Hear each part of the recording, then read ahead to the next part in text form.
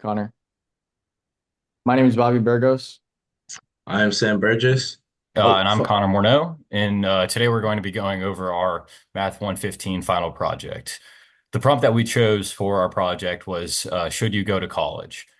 We took our own spin on it, and we decided to make it relevant to UNC, and we decided to contrast whether or not it's worth your while financially to graduate high school and not go to college, to go to UNC and pay loans on an in-state tuition, or to go to Duke and pay loans on that private university tuition. For our research question, we decided to use those three scenarios and model out the gross incomes and total wealth of each of these individuals across their work career up until retirement age. For our initial parameters, we first started out at an age of 18 and went up until a retirement age of 65. We set out a standard cost of living for each of these individuals at 25,000. We implemented this at 18 for the high school student who starts working immediately, and at 22 for the college graduates right when they get out of college. Along with that, we decided to look at different investment rates and try to figure out whether or not different levels of aggression when it comes to investing could somehow propel a high school graduate, a UNC graduate, or a Duke graduate ahead or below one another. And we decided to do this using three different types of investment levels at aggressive, average, and conservative at the different rates of 15%, 10%, and 5% of their total salaries.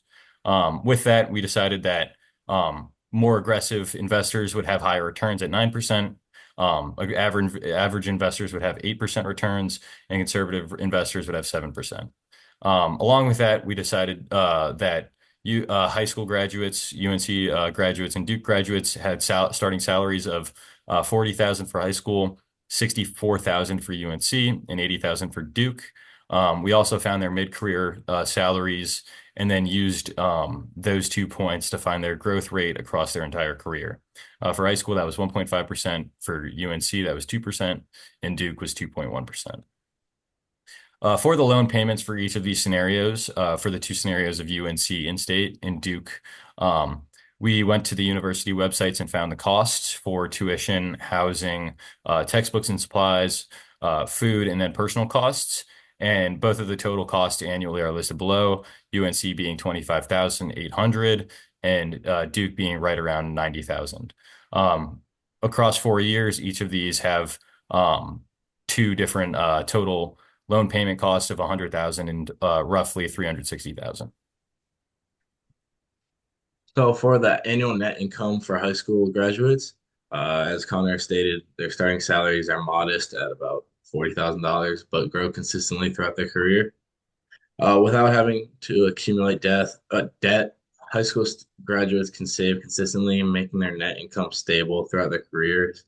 However, their limited salary growth eventually caps their wealth accumulation. And for UNC graduates, their salary starts at about $64,000, but they have to pay back student loans, and which we decided would be a 10-year period. Their higher salary growth rates ensure that by the middle of their career, they can achieve significant financial gains, surpassing high school graduates by their late 20s.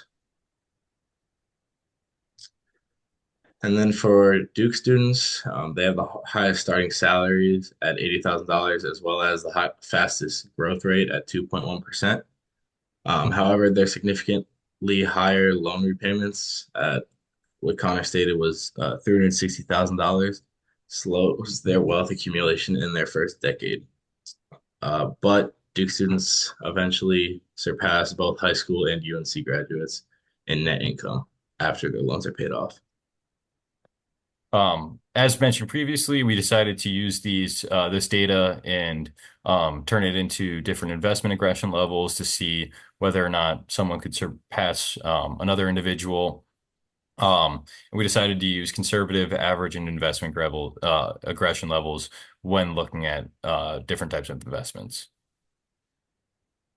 So for a high school graduate that is a conservative investor, their wealth accumulation is steady but modest because their lower salaries limit the compounding effects investment has, and they enjoy early financial stability, but over time, this advantage diminishes due to their lower starting salary. For an average high school graduate investor, their balanced approach to investing helps them build more wealth than conservative investors, but they still fall behind college graduates by the middle of their career. And then for a high school graduate that's an aggressive investor, their aggressive investments amplify their early wealth accumulation, allowing them to sometimes surpass conservative college graduates in their early retirement years. However, lower lifetime earnings means this lead is unsustainable.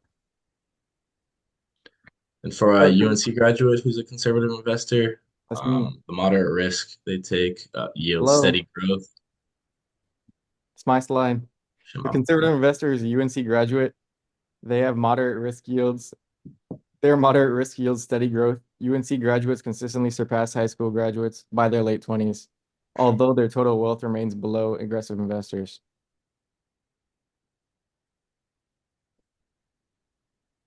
The average investor who's a UNC graduate, this strategy balances risk and return, allowing UNC graduates to achieve financial quality with or surpass Duke graduates who follow a conservative investment approach, in some cases by their mid-careers.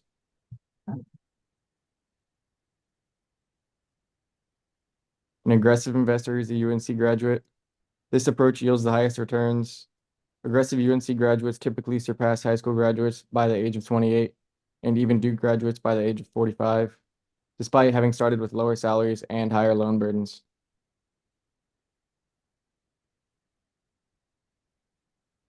A conservative investor who's a Duke graduate. Duke graduates investing conservatively maintain steady wealth growth, but take longer to recover from their loan repayments, delaying their significant wealth accumulation. An average investor who's a Duke graduate. Balanced investment strategies enable Duke graduates to achieve strong mid and late career financial positions, consistently outpacing high school and UNC graduates by retirement age. And lastly, aggressive investor who's a Duke graduate. Aggressive investment strategies allow Duke graduates to achieve the highest overall wealth, despite their initial financial constraints due to the loans. For our concluding thoughts, we just wanted to address a research question that we initially proposed.